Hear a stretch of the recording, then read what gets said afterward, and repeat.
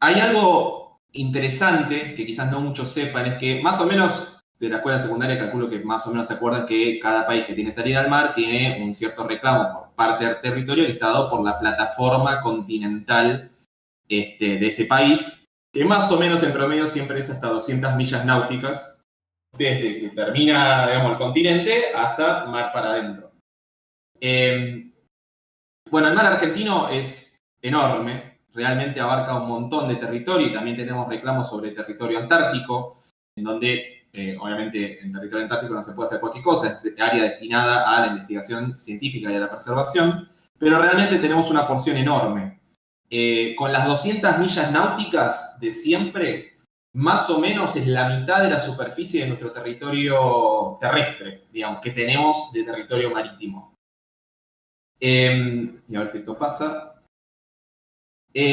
La plataforma continental, para que nos pongamos medio en tema, es básicamente parte del continente, es una zona poco profunda en promedio unos 200 metros, o sea, es bastante profunda, pero es una parte del continente sumergido que se extiende hasta que llega a la parte del talud continental, que es ahí donde se produce la gran bajada de profundidad hasta llegar a la llanura abisal, que es donde está capaz kilómetros o miles de metros por debajo de la superficie. Y ahí es donde cayó, ahí es donde se hundió el submarino, ¿no? Exactamente, eso iba a decir. Ahí es donde el problema que tuvo el Ara San Juan es que estaba navegando sumergido justo en el borde entre la plataforma y el talud continental, y por lo que recuerdo y lo que entiendo, cuando pasó el accidente, el casco se terminó yendo hacia el fondo del talud, digamos, deslizándose por la pendiente hasta no sé cuántos metros, la verdad ya no me acuerdo. Pero gran parte del problema para encontrarlo, además de que el territorio es inmenso, y por más tecnología que uno diga hoy en día, es difícil encontrar cosas en el mar, tuvo esa dificultad extra que estaba justo en la parte donde la plataforma caía y se deprimía en la profundidad, ¿no? Pero hay algo que quería traerles, que es que en el año 2016, nosotros, Argentina, hicimos un pedido a la ONU para extender el territorio marítimo argentino, y eso se basó en una serie de investigaciones. Esto es algo que hay otros países que han hecho, pero que se basa en demostrar que el lecho marino, por fuera de lo que son las 200 millas náuticas, sigue siendo geológicamente idéntico a lo que es la extensión del continente, que es lo que da la plataforma continental en general, ¿no? Entonces hubo un montón de investigaciones geográficas y geológicas que se hicieron demostrando que la extensión más allá del talud, del lecho marítimo, seguía siendo una extensión de lo que nos da a nosotros la porción terrestre, digamos, del continente. Entonces se hizo ese pedido y se logró extender la plataforma, o mejor dicho, no la plataforma, sino el territorio marítimo argentino de las 200 millas náuticas hasta unas 350 millas náuticas, que eso incluye parte del talud. Y eso obviamente está buenísimo para nosotros porque nos permite tener reclamos sobre todos los recursos naturales que hayan dentro de esa porción. Y además, fíjense que está cayendo terriblemente dentro del territorio argentino, ¿no? Todas las islas que están disputadas actualmente con los ingleses, que, bueno, tienen sus entonces, para la ocupación, pero está dentro del territorio argentino. Para entender entonces, la línea celeste es lo que el reclamo nuestro de siempre. Claro, ¿no? La línea celeste, y la azul es lo que estamos reclamando extra. Sí, que ya se nos dio. O sea, lo azul se nos dio también. Y se nos reconoció como dentro del territorio argentino, digamos, sobre el cual tenemos reclamos. O sea, eso está aceptado internacionalmente actualmente. Eso pasó en 2016. Okay. Y eso potencia nuestro reclamo sobre las islas Malvinas y también Sandwich del Sur y Georgia del Sur, que también están ocupadas por los ingleses. Y eso habla también de más recursos. Un trabajo más del Estado, más allá de los gobiernos, ¿no? De la diplomacia. Claro, sí. Esa es de la política real, que es la política internacional y que viene de muchos años de investigación en un proyecto que se llama Pampa Azul, que ahora es lo que quiero terminar diciendo, pero que en principio, gracias a evidencia científica que demostró que básicamente el lecho marino en la parte esta azul oscuro era igual al lecho marino en la parte azul claro, independientemente de la profundidad, se demostró que era toda extensión del mismo continente y con eso pudimos reclamar a los organismos internacionales y decir, che, el cacho de mar que me pertenece es este. Y ahí es cuando se extendió, y tanto es la extensión que se hizo del territorio que ahora tenemos igual territorio marítimo que superficie terrestre en nuestro país. Lo cual es un montón, porque nosotros somos el octavo país más con mayor superficie del mundo, o sea, es importante. Obviamente después tenemos que tener los recursos para defender y proteger y explotar ese territorio de manera responsable, que esa es otra discusión, sobre la cual también tenemos que trabajar un montón. Pero al menos eso está y fue una de las cosas que a partir de investigaciones que se hicieron en el país se pudo reclamar, ¿no? Y lo que quería contarles hoy es un poquito de las distintas partes del mar argentino y sitios de interés. Voy a hacer, simplemente va a ser corto lo de hoy, porque no quiero aburrir mucho. Pero no sé si todo el mundo sabe lo que es un estuario. Un estuario es básicamente el punto en donde el agua dulce de un río tiene una interfaz con el agua salada del mar, o sea, es la salida de los ríos al mar, donde también se forma esta especie de ingreso del mar en el territorio. Y uno de los estuarios, o el estuario más grande que existe, es el estuario del Río de la Plata, el estuario de Buenos Aires, en donde la confluencia del río Uruguay y el río Paraná, que da lugar al Río de la Plata, tiene salida al mar. Y esto da lugar a, bueno, acá obviamente el cambio de colores de agua, quizás me dicen, es por la contaminación, el Río de la Plata está contaminado, pero no es por eso necesariamente el color del agua, sino por todos los sedimentos que se arrastran desde el río. Los sedimentos son, digamos, las rocas sueltas, los minerales que son arrastrados por las corrientes del río hasta la salida al mar. Y es impresionante ver la interfaz entre el agua del río y el agua de mar, porque realmente ves el cambio de color, no se mezclan del todo por los cambios de densidad que están dados por la cantidad de sales que hay en un agua y en la otra. Es un espectáculo realmente ver eso. Y todo esto es, bueno, obviamente que es súper importante para la economía de nuestro país, porque es el puerto de entrada, pero también en términos de la biodiversidad es muy interesante por las especies de agua dulce y marítima que habitan en toda esta zona.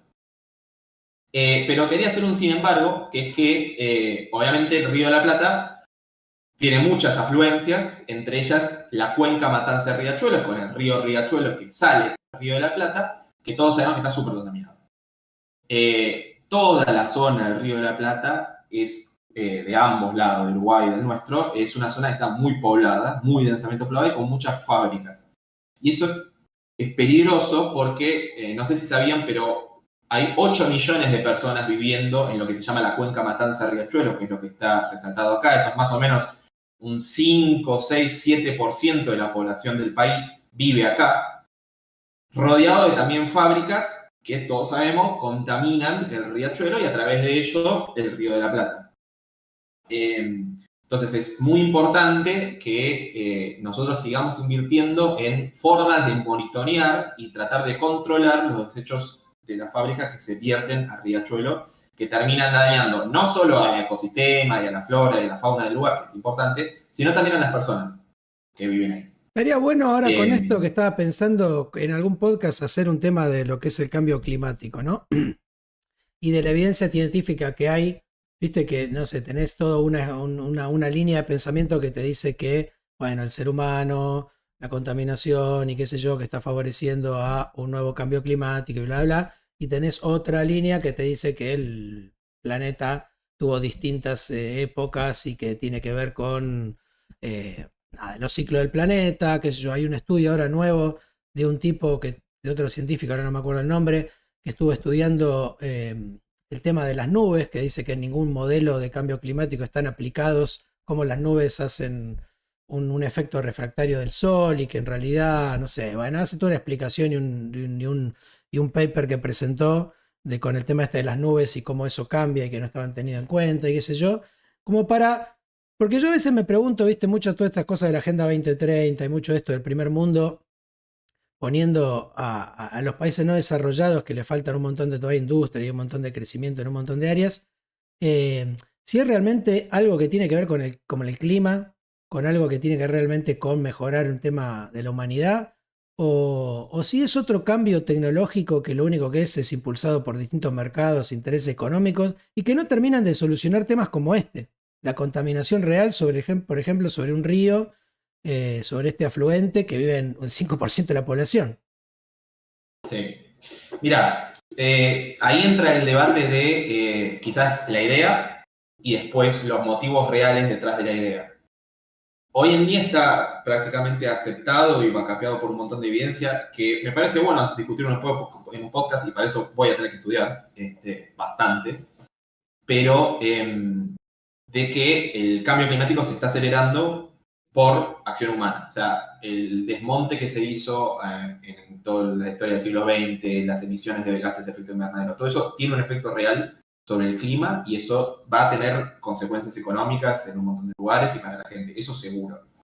Los motivos reales, o las fuerzas impulsoras, mejor dicho, de las decisiones políticas detrás de eso, yo no las conozco. Me gustaría pensar que es en pos de cuidar el planeta y cuidar su biodiversidad porque es importante y porque nos impacta de manera directa. Pero bueno, no.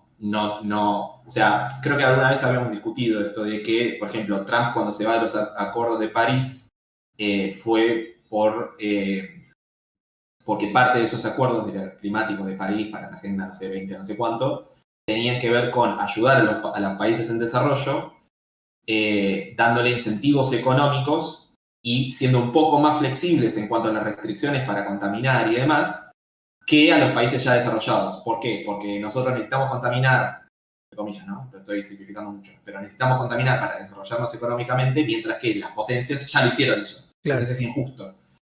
Pero es un tema súper interesante del cual yo no sé lo suficiente, o sea, no me considero para nada un experto en el tema como para hablar en mucha profundidad y decirte tal y tal. Sí, el hecho de que el efecto del ser humano en el cambio climático es una realidad. O sea, Pero no es despreciable. básicamente tiene que ver con las emisiones de dióxido de carbono.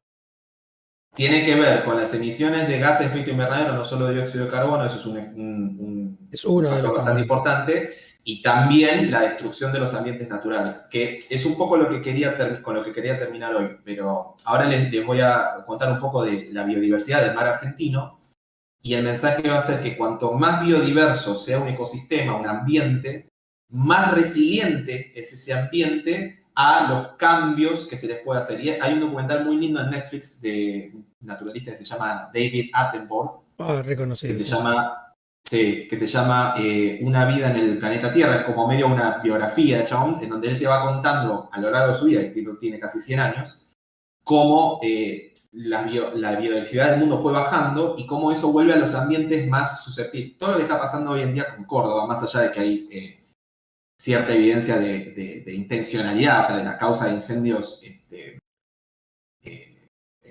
por acción humana intencionada, o sea, no es que alguien tire un cigarrillo, sino como que parece que está prendiendo fuego a propósito. Hay ciclos naturales de fuego, o sea, los fuegos son algo que pasa en la naturaleza y está bien que pase con una cierta frecuencia. Ahora, el efecto que ha tenido el ser humano en la tala de árboles y sacar las especies autóctonas de un ambiente para hacer monocultivos, por ejemplo, para plantar solo soja. Yo vi unos estudios que decían que el tema del monocultivo de la soja tenía como un efecto muy directo en la falta, digamos, de precipitaciones o en algo hídrico. Claro. Es que si vos, por ejemplo, talás o sea, esto lo puede corroborar cualquiera en su experiencia cotidiana. Los que vivimos en Capital, un día de mucho calor, si van a los bosques de Palermo, van a ver que no hace el mismo calor que en microcentro donde estás rodeado de concreto. ¿Por qué? Porque los árboles, además de simplemente tapar la luz, ayudan a mantener cierta humedad, ayudan a mantener un cierto equilibrio en las variables climáticas de una plaza. O sea, y eso si lo extendes a un bosque o a un bosque tropical como es el Amazonas, ayuda a regular el clima de no solo esa región, sino de las regiones circundantes, aledañas y del mundo. Acá es muy increíble la diferencia de viviendo en capital, que te das cuenta de la retención de calor que tienen los materiales de una ciudad a gran escala. que la diferencia con la amplitud térmica que hay en verano, por ejemplo, acá en Suárez, vos puede hacer 30, 40 grados de día y en la noche te cagás de frío, tenés que salir con una A la noche te camperita. caga el frío, sí. Es otra onda. Ahí para que tenía unas Sí. preguntas de la gente. Sí. Una está relacionada a lo que te iba a decir yo, que hay algo que a mí que no entiendo bien, porque por un lado te marcan que el dióxido de carbono es uno de los responsables de todo esto, pero por otro lado el dióxido de carbono no es el alimento principal de toda vegetación y no hay Está muy también bueno. como que hay un recrecimiento de un montón de verde en otros lugares o algo así. Y acá preguntaba Chemate si los árboles plantados en el desierto por China y Mongolia, si están afectando para mal o para bien el cambio climático, imagino que para bien. Y después Fermín pregunta, ¿crees que toda la energía que se usa para actividades humanas está calentando la atmósfera? O sea, los motores, los autos, calefacción, hornos industriales, de ser así, por más que no haya emisiones, igual habría calentamiento, pregunta Fermín. Esa pregunta está muy buena. A ver, voy a responder la segunda, que va a ser la respuesta más corta, lo de los árboles no lo sé, honestamente no lo sé, tendría que investigar y tendría que ver qué es lo que se está haciendo, porque tampoco estoy en tema, y qué efecto probablemente tiene. Si es replantar bosques nativos, seguro que es un efecto, en su ambiente natural, digamos, seguro que es un efecto positivo. Si están replantando en un desierto, habría que ver cómo eso puede afectar el clima global, porque de repente empezás a tener una zona más húmeda donde antes no había. No lo sé, Claro. realmente no lo sé. El tema de los gases de dióxido de carbono, que es el alimento de las plantas, es verdad, los árboles sacan carbono para hacer su biomasa del dióxido de carbono del ambiente. Entonces, los árboles son grandes reservorios de dióxido de carbono. O sea, vos cuando ves un tronco enorme, toda esa madera está hecha de carbono que sacó el árbol o la planta La del fotosíntesis. aire. Ahora, claro, ahora, la cantidad de dióxido de carbono que hay en la atmósfera, si no me falla la memoria, es aproximadamente del 0,5% o 0,05, no me acuerdo el orden de magnitud, por ciento de todos los gases que hay. Entonces, ese 0,5% o 0,05% le alcanza a los árboles para desarrollarse de manera plena. Los árboles también necesitan oxígeno para vivir. De hecho, si uno analiza la prehistoria, antes los animales, los dinosaurios y también las vegetaciones eran más grandes porque había mayor presión, había mayor cantidad de oxígeno en la Tierra y eso permitía organismos más grandes que puedan oxigenarse lo suficiente. Los árboles captan el dióxido de carbono del aire, pero a su vez necesitan oxígeno para quemar ese dióxido de carbono, lo transforman en glucosa y obtener energía. Es algo medio complejo, capaz, para explicar en el aire, quizás debería tener Pero un también poco de emiten imagen para oxígeno, mostrarles ¿no? eso. El árbol también emite Es oxígeno que, es como que subproducto. es que los árboles hacen algo impresionante, que es, toman dióxido de carbono para generar azúcar, generar glucosa, y en ese proceso liberan oxígeno, Claro. pero también consumen oxígeno para quemar esa glucosa de la misma manera que hacemos nosotros, para tener la energía para hacer su biología. Entonces, ¿qué pasa? Están liberando oxígeno, pero también están consumiendo oxígeno. Y también están consumiendo dióxido de carbono y liberando dióxido de carbono al hacer la respiración celular que también hacemos nosotros. El punto es que los árboles terminan captando más dióxido de carbono que el que liberan, y por lo tanto liberando también más más oxígeno que el que absorben, y la evidencia de eso es la biomasa, el hecho de que el árbol crezca, tenga mucha madera, todo eso es dióxido de carbono que el árbol fijó. De vuelta, se llama punto de compensación, para que sepa algo de botánica, eso, pero es súper interesante, creo que lo podría hablar en otra chance, porque nada, es como todo Sí, sí, junto, sí. pero está re buena la pregunta. El punto es, los árboles pueden vivir con la cantidad de dióxido de carbono que hay en el ambiente, darles más no necesariamente va a hacer que capten más dióxido de Ok. carbono, y a su vez, el dióxido de carbono, el principal problema del dióxido de carbono, más que afectar a las plantas, es cómo afecta a los océanos. El dióxido de carbono se puede disolver en el agua y la acidifica, la vuelve un poco más ácida, porque se vuelve carbonato. Se vuelve un ácido una vez que el dióxido de carbono está en el agua, que es lo que pasa con las gaseosas, por ejemplo. Las gaseosas tienen dióxido de carbono, ese es el gas que tienen las gaseosas. que pasa a ser carbonato y le da un gustito un poquito más ácido a la soda, por ejemplo. Por eso la soda no tiene el mismo gusto del agua, es como un poquito más ácida. Entonces, la acidificación de los océanos es una de las grandes problemas que trae las emisiones de gases de efecto invernadero, además de que el dióxido de carbono y otros gases pueden ayudar a retener calor en la atmósfera, que es otro problema. Entonces, joder con o sea, el mensaje es joder con las cantidades de gases, oxígeno, dióxido de carbono, metano, lo que sea, en la atmósfera, tiene muchos efectos y son muy complejos. Algunos afectan los océanos, también la cantidad de temperatura que la atmósfera es capaz de mantener, y etc. Y nada, creo que como que puedo seguir hablando de esto, pero siento que no se va a terminar de extender si no tengo como alguna imagen para apoyar. No, Entonces, está bien. Si querés, creo que volvamos al tema del día. Fuimos un poco de tema, pero bueno, porque era interesante. no, es que banco y espero que la gente más o menos se dé una idea, pero la respuesta es complejo los efectos climáticos. Por eso te dije tengo que estudiar, porque yo algunas cosas sé, pero lo fino de cómo funcionan los modelos y demás no es para nada trivial y tendría que estudiar un poco. Pero para darte respuestas lo más exactas posibles, ¿no? Hacemos un podcast cuando podamos. Sí. Sí, de hecho, capaz que la semana que viene, para eso estoy, después hablamos, pero para hacer el siguiente episodio. Entonces, pará, y había una lo de la energía de los motores y la temperatura, eso es una muy buena pregunta. Si independientemente de las emisiones, los motores que estamos haciendo generan calor y por lo tanto ese calor es retenido de alguna manera en la Tierra.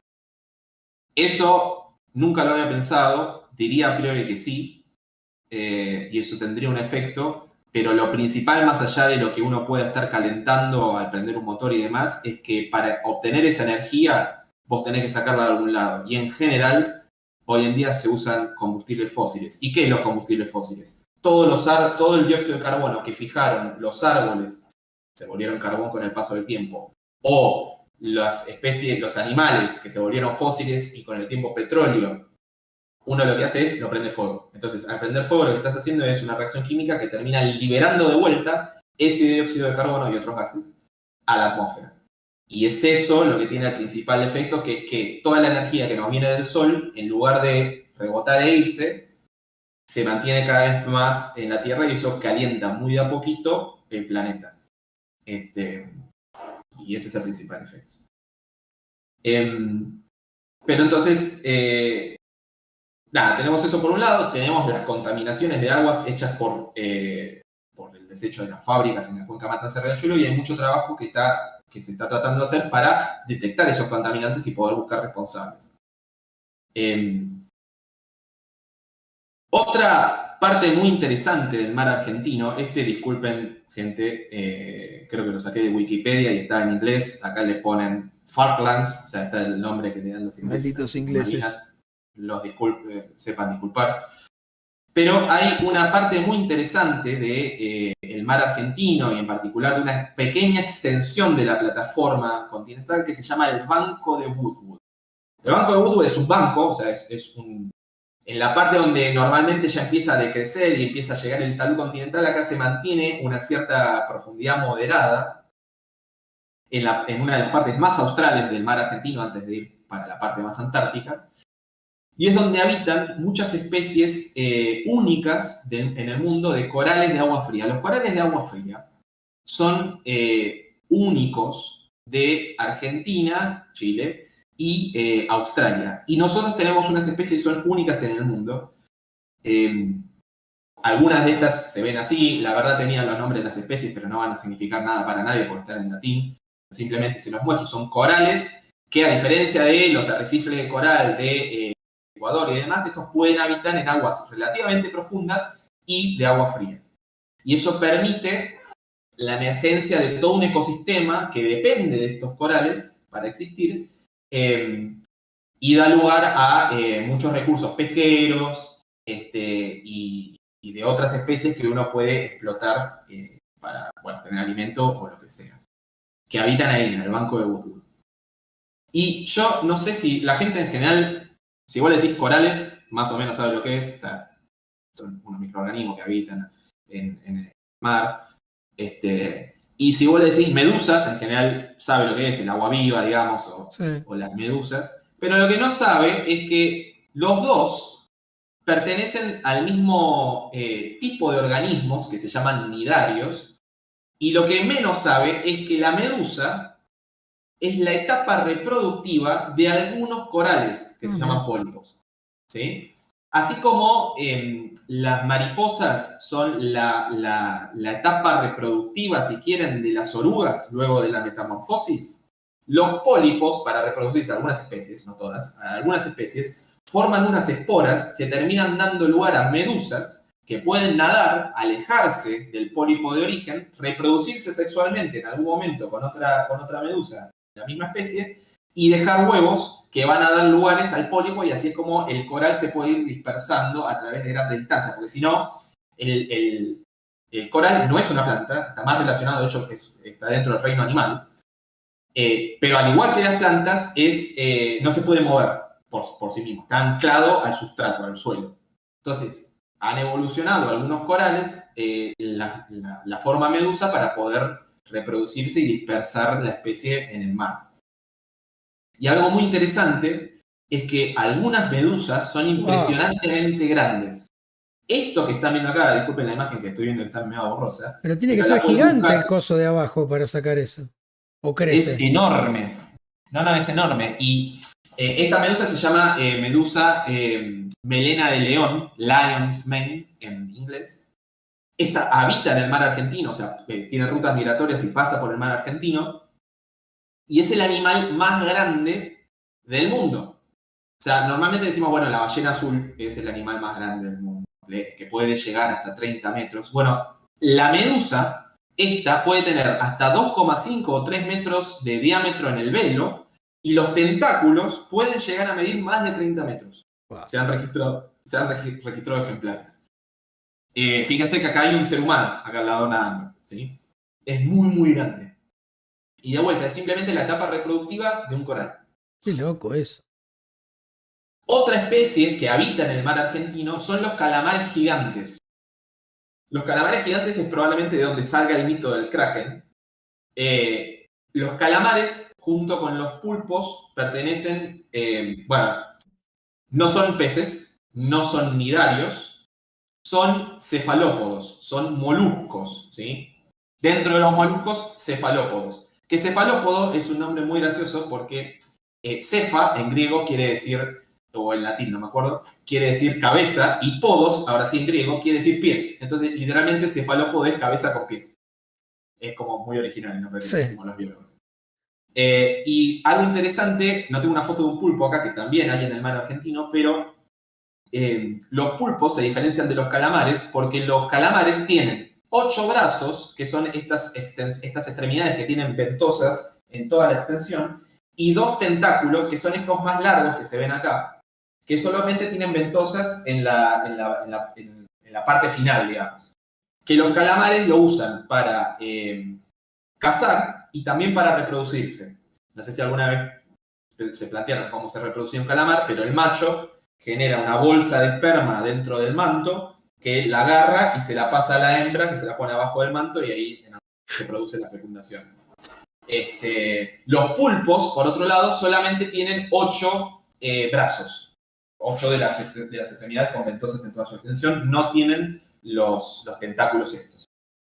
Bueno, el calamar gigante puede llegar a medir hasta 5 metros, habita en profundidades impresionantes, muy, muy profundas, y de hecho durante mucho tiempo no se sabía de su existencia porque no llegamos a ir tan abajo, hasta que empezaron a aparecer algunos ejemplares que muertos subían a la superficie, pero era muy poco común.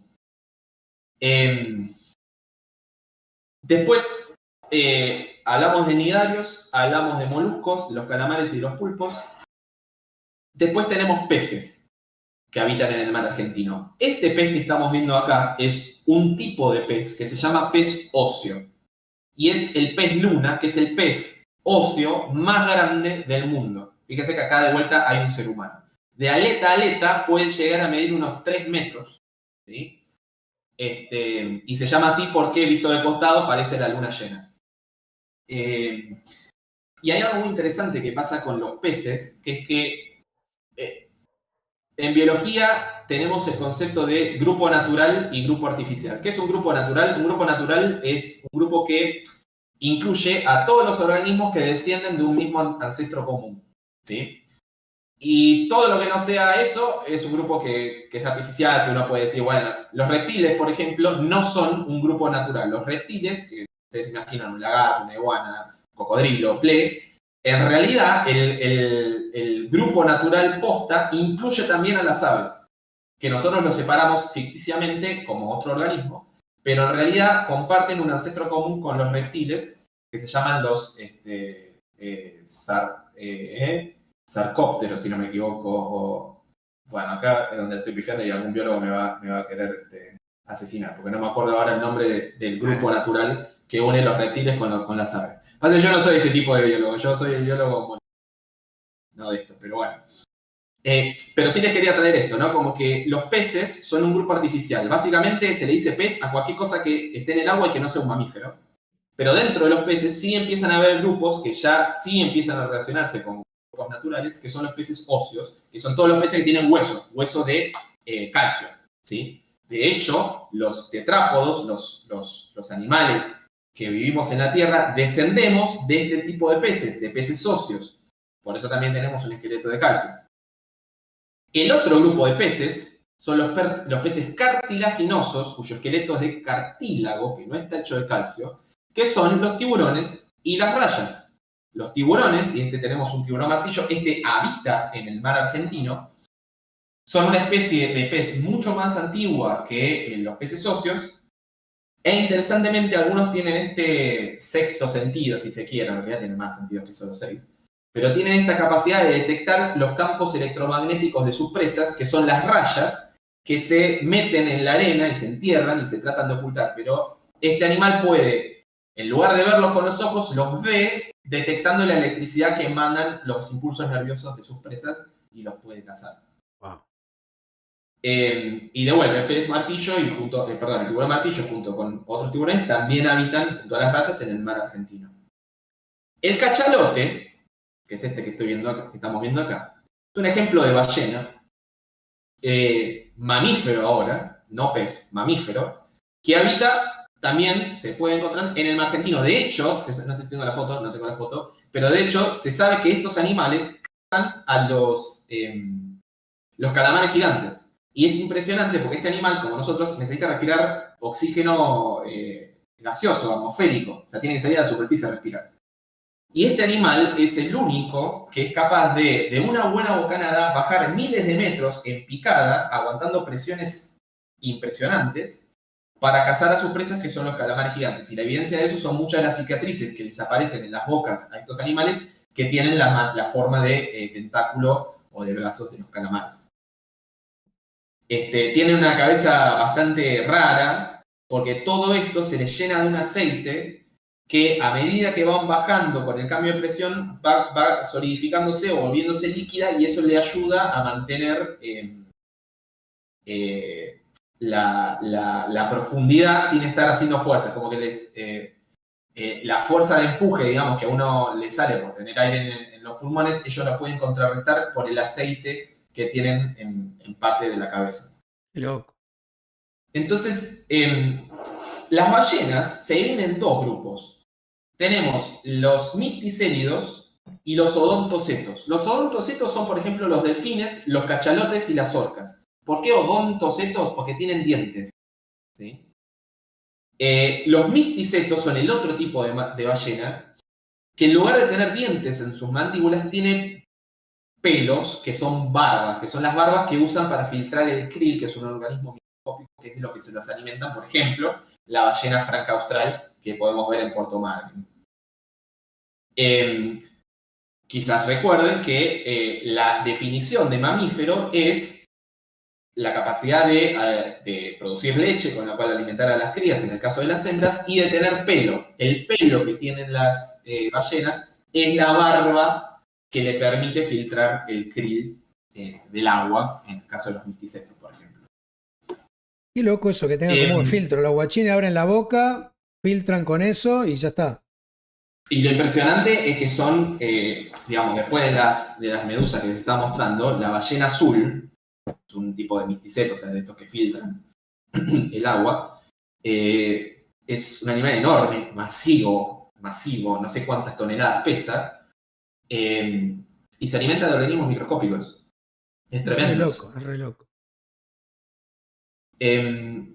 Y para ir cerrando, les quería mostrar algunas características. Acá les estoy mostrando un esqueleto. Y, bueno, no tengo chance de preguntarle en el chat, pero yo normalmente les preguntaría, bueno, ¿qué tipo de animal creen que es este? ¿Qué tipo de animal? O sea, molusco, nidario, mamífero, pez, reptil, no sé, lo que sea. Y la gente empieza, algunos le pegan, algunos empiezan a decir, bueno, algunos dicen parece un cocodrilo, o sea, un reptil, o lo que sea. Sí, lo que pasa es que él parece como bastante óseo de calcio, ¿no? Tiene más pinta de algún tipo de Sí. mamífero. Los cartílagos. Te iba a preguntar, los esqueletos de cartílagos, ¿de qué material es? Que no es de calcio, ¿de qué mineral? ¿Sabes? No sé, tendría que buscártelo para no mentirte, porque no sé de qué mineral o de qué ¿Qué base? Claro. químicamente, cuál es lo material. Lo que sí es interesante, que me olvidé de mencionarles, es que los esqueletos de cartílago, por ejemplo, no fosilizan. Claro. Porque para que algo fosilice, primero el animal tiene que morir en algún lugar donde se le vaya depositando sedimento, o sea, minerales que después se formen rocas, pero tiene que aguantar los restos óseos o de lo que sea, lo suficiente para que se le deposite suficiente sedimento que forme una piedra, que es lo que después llamamos nosotros fósiles. Bueno, el cartílago no hace eso, el cartílago se disuelve bastante rápido, sobre todo en el agua. Entonces, viste cuando a veces hablábamos de esto del eslabón perdido, no tanto del ser humano, sino cuando uno habla del registro fósil, a veces uno escucha hablar que, como contraargumento de la teoría evolutiva, de que faltan fósiles, de que no tenemos, viste, desde el primer organismo hasta Claro. los organismos existentes, todo registro fósil. Bueno, en parte, porque no todo deja un fósil. Claro. Por ejemplo, los peces cartilaginosos no dejan fósiles, salvo sus mandíbulas. Porque las mandíbulas están hechas de otro material que sí aguanta. De hecho, la evidencia fósil del megalodón, el tiburón este enorme que medía La mandíbula. no sé cuántos metros, es la mandíbula. ¿Sí? Eso es lo que se ha encontrado en el registro fósil. El resto del esqueleto no, porque no fosiliza. Pero como vos bien señalas, esto es un esqueleto óseo, o sea, hecho de calcio, y es de un mamífero en particular, y podemos darnos cuenta de un mamífero por dos cosas. Uno, por el hecho de los huesos de las extremidades posteriores, de lo que sería el brazo, que hay algo muy interesante que pasa, que es que todos los tetrápodos, o sea, todos los animales terrestres que tienen cuatro patas, tienen los mismos huesos en sus extremidades posteriores. Si uno se toca, digamos, por ejemplo, el brazo, va a ver que tiene este agujerito entre el radio y la ulna, que se conserva en el resto de los organismos, sin importar si estamos hablando de un ave, ¿sí? Por ejemplo estos dos, o de un murciélago, que también es un mamífero como nosotros, o de una ballena, ¿sí? Que es otro mamífero.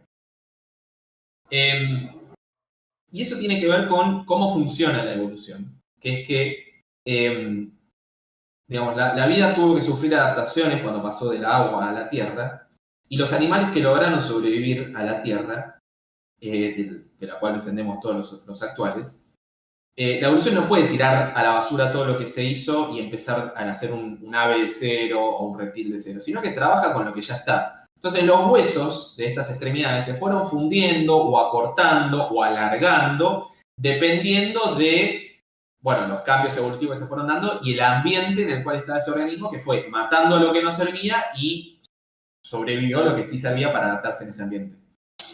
Entonces, una de las evidencias de un ancestro común entre todos estos organismos son los tipos de huesos que tenemos en nuestras extremidades.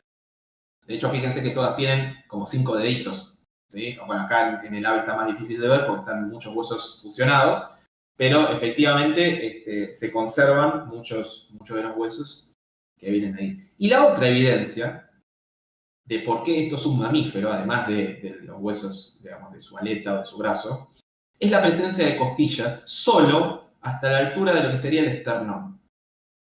Si uno mira un pez, uno ve que tiene costillas en toda la extensión de su cuerpo, ¿no? Y algo bastante lógico. ¿Por qué? Porque las costillas te ayudan a proteger los órganos, a dar estructura, a dar demás.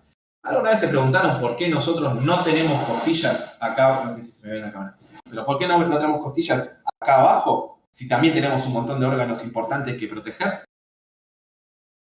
De hecho, el pez del cual descendemos tenía costillas. O sea que nosotros las tuvimos que perder. Se seleccionó naturalmente la pérdida de costillas en los animales terrestres. ¿Por qué? Bueno, cuando uno mira, una de las adaptaciones que tuvo que hacer la vida en la Tierra es moverse en un ambiente que ahora implicaba impacto y una serie de movimientos que no eran los que estaban, para los que estaban adaptados los peces. Si uno mira un reptil, que es un organismo un poco más cercano a los peces, actualmente, ¿cómo camina un reptil? De lado a lado, recta, ¿sí? ¿Por qué? Porque los reptiles todavía conservan costillas en toda la extensión de su torso.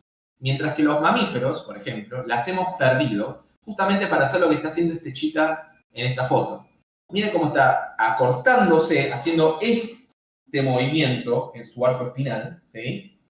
Para correr rápido. Este movimiento en donde las extremidades traseras sobrepasan a las delanteras solo es posible si podés tener esta flexibilidad en este sentido. Si vos tratás de hacer esto con un pez, lo quebrás todo. Porque no tiene esa flexibilidad porque tiene costillas en toda la extensión. Entonces, la pérdida de costillas, a pesar de que quedan desprotegidos ciertos órganos en nuestro abdomen, fue seleccionada para favorecer la movilidad rápida en la Tierra, ¿sí? Cuando la vida tuvo que adaptarse, o ciertos organismos, mejor dicho, que se habían adaptado a la Tierra, por alguna razón volvieron al agua, que son los mamíferos terrestres, de vuelta, la evolución no puede tirar a la basura todo lo que se hizo. Entonces, el mamífero, en lugar de nadar como nada un pez, que es ondulando de lado a lado así, que es la flexibilidad que le permite su estructura ósea, el mamífero acuático ondula de esta manera, que es lo que le permite la adaptación en la Tierra. De hecho, este es Michael Phelps, en la patada subacuática, para los que hagan natación o hicieran natación, saben que es ondulando, no sé cómo hacerlo en la cámara, pero en este sentido, ¿sí? No así como hacen los peces, eso no lo tenemos muy facilitado nosotros, pero sí esto, ¿sí? En parte por la falta de costillas. Y es la misma manera en la cual nada una ballena o cualquier mamífero acuático. Entonces, si alguna vez ven un animal en el agua y no saben qué es, pueden distinguir muy fácilmente si se trata de un pez o si se trata de un mamífero acuático simplemente mirando cómo nada. Si el bicho nada ondulando de lado a lado en este sentido, es un pez. Ahora, si nada ondulando en este sentido, es un mamífero acuático, ¿sí? Y de vuelta es la prueba de que los mamíferos acuáticos descienden de animales terrestres, porque acarrean las adaptaciones de la vida en la Tierra de vuelta al agua, ¿sí? Entonces, esto es un poquito un paneo general de algunas características de nuestro mar y quería traerles de vuelta la extensión de la plataforma continental que nos permite no solo reclamar con más fuerza el territorio ocupado por los ingleses, sino también nos da más recursos y es importante para nosotros. De vuelta, el mar argentino es tan grande como nuestro país terrestre y tiene una biodiversidad impresionante, ¿sí? Mucha diversidad animal, vegetal y demás. Eso es importante que tratemos de hacer esfuerzos para conservarlo, no solo porque son animales lindos, sino también porque mantienen la estabilidad de ese ecosistema que a nosotros nos genera plata porque nosotros lo explotamos, ¿sí? Nosotros comemos pescado, nosotros explotamos esos recursos y es muy importante hacerlo de manera responsable para asegurar la rentabilidad ecológica de esos recursos, o sea, que se pueden renovar, ¿viste? Y no sobrepescar, porque si sobrepescamos un año, al año siguiente no podemos pescar, porque se extinguen, y además contribuyen a mantener las variables climáticas globales que mantienen al planeta en un ritmo estable. que cada vez ese ritmo estable se está corriendo más. Y lo vemos un poco con lo que estábamos hablando más temprano, ¿no? Con el aumento de los fuegos, con el aumento de las tormentas tropicales fuera de tiempo y demás. Los invito a meterse en la página de Pampa Azul, que Pampa Azul es una iniciativa del gobierno de Argentina que viene de muchos años, que justamente lo que se hace es nuclear y centralizar todas las investigaciones y la manera de explotar el mar argentino de manera responsable. Y pueden ver todo lo que se hace en investigación, desarrollo, los proyectos que hay, los recursos humanos, que van en pos de la soberanía, digamos, de nuestro territorio marítimo.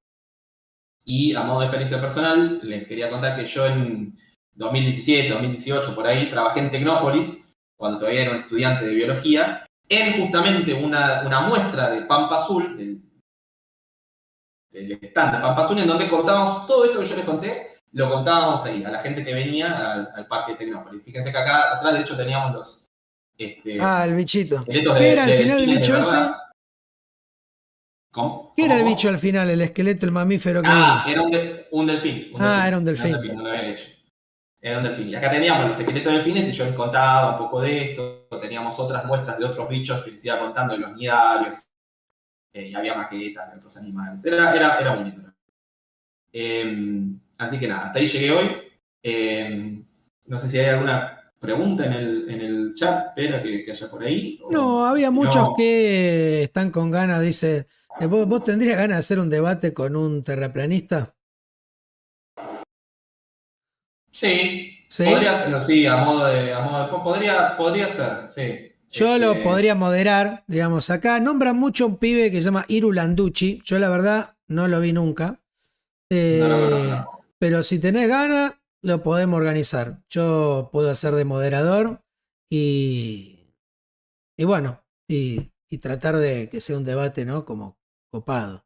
Un debate, sí, algo que se puede debatir. Sí. Podría ser, a veces no me gusta... Como moderador lo voy a terminar bardeando más, boludo, que voy a tener que hacer mucho esfuerzo, pero... tendría que buscarlo, como ver que también qué es lo que dice. Él también me puede buscar, a mí se me googlean, aparezco, así que no es ningún misterio. Pero sí, podría ser. Déjame que, no sé, porque también me gustaría saber con qué teorías salen como para también... Sí, poder refutarla. Porque después te tiran datos por la cabeza que vos decís, eso no es verdad, pero ¿de dónde lo sacaste? Pero te dicen, googlealo y no funciona así, ¿viste? Si es civilizado, digamos, y con ganas de compartir opiniones, podría ser. La verdad no sé, por ese. Capaz que puede ser Ahí uno dice, al pedo, es un delirante Iru Landucci, está loco, dice. Qué sé yo, igual medio loco tenés que estar. Para ser terraplanista tenés que ser bastante pelotudo, la verdad. Pero sí. Bueno. O estar cooptado por intereses raros. No, yo lo que creo es que por eso me parece que lo copado que tiene la columna es, me parece que hay mucha gente que no entiende la complejidad que tiene la investigación científica y la cantidad de gente, pasos, protocolos, ¿no? Conocimiento encima de otro conocimiento, de cómo de alguna manera se fiscalizan entre todos, ¿no? Y realmente creen que pueden agarrar como ciertas inconsistencias que para ellos son inconsistencias porque no entienden suficiente del tema y crean toda una conspiración que, viste, van agarrando puntitos y eso. Y para mí la de la Tierra plana es como la más estúpida de todas, porque yo te puedo decir, puedo bancar a alguien que no crea en la llegada de la Luna porque, bueno, estaba Nixon, digamos, fue una época también del gobierno de Estados Unidos que hizo cosas re bizarras y re manipuladoras. Pero, y puedo entender que tengas una duda ahí, que después, el otro día hicimos un programa especial en donde puse el mejor documental contra la llegada a la Luna, que es de un chabón que se llama Sibre, algo así, y después puse a un astrofísico que se llama, que es Keating de apellido, es un astrofísico que es conocido, el chabón, por lo menos en Yanquilandia, y que se tomó el trabajo de ir punto por punto y explicando, y lo dejan ridículo, porque... Hay tanta data, tanta información corroborable de equipamiento. Hoy en día tenés fotos. Hoy en día hay fotos de la Tierra. No. Pasa que si vos decís, todo es Acá tengo la mentira. foto. Y te salta con, no, esa foto es mentira. Y bueno, como que no puedes hacer mucho ahí. Como que, pero por eso me parece que está bueno, porque hay mucha gente que posta, cree que las cosas son como re simples y no entienden nada, lamentablemente. no, es que es complejo. Y la Pero soberbia, sí. boludo, la soberbia de creer que podés investigar vos solo en internet y creer que podés saber más que un tipo que dedicó su vida a investigar algo. Hay que cada tanto me parece que es muy gracioso, que es un tipo sentado en una compu y dice, cariño, acabo de encontrar un agujero que los miles de científicos del mundo que dedicaron su vida a estudiar esto no se dieron cuenta. Puede pasar, pero la realidad es que el problema de la ciencia, en realidad de cualquier cosa, es que hay que estudiar. O sea, para alcanzar cualquier nivel de profundidad, incluso en el arte, o sea, y esto vos también lo sabés, o sea, uno para poder apreciar las pequeñas cosas que hay detrás de ciertos planos secuencia o cómo ciertas cuestiones artísticas, que yo no puedo explicar porque no soy artista, digamos, pero que dan lugar. Yo lo veo, mis hermanos, por ejemplo, estudian cine. Y ellos captan cosas en las películas que para mí son invisibles, no lo veo, ¿entendés? Y entender eso lleva años, y entender cualquier cosa lleva años. Y el problema de la ciencia es que estamos muy acostumbrados hoy en día con las redes sociales, las tecnologías y qué sé yo, a encontrar respuestas inmediatas para todo, y a veces las respuestas no son inmediatas, no hay respuesta para todo, de hecho para muchas cosas todavía no sabemos. Y para las cosas que sí